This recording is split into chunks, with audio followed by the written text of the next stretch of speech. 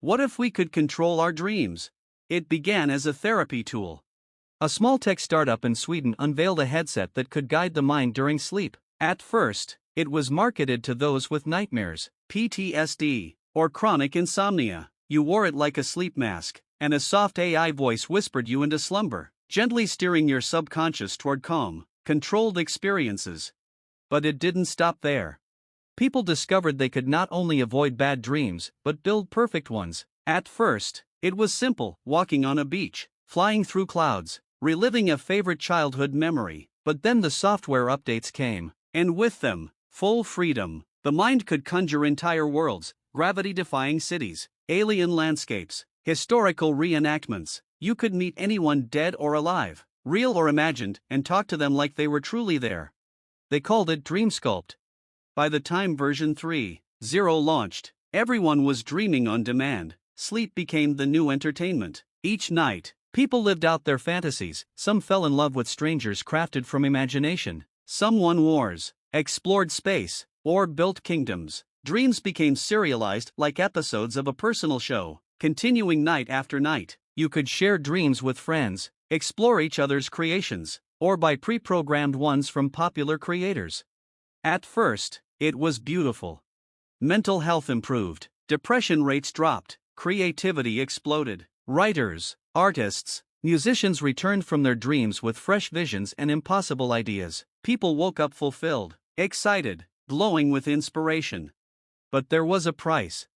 The line between waking and dreaming began to blur. People lost interest in their real lives. Why go to work when you could be a celebrated genius in your dreams? Why struggle through heartbreak when you could sculpt perfect love every night? Some stopped caring about their bodies, letting themselves waste away as their minds lived richer lives in artificial worlds. The economy trembled. Families fell apart. Children refused to wake up.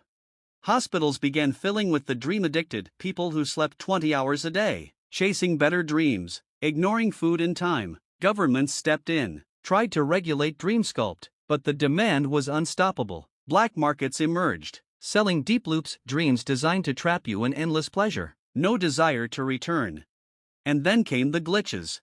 A woman in Tokyo reported that a man in her dream claimed he wasn't part of the simulation, that he was another user. Dreaming from Brazil. At first, people laughed it off, but then others reported the same thing. Random characters who weren't random. They had memories, thoughts, opinions too coherent to be generated. They started forming communities inside shared dreams. They called themselves the Wakeborn.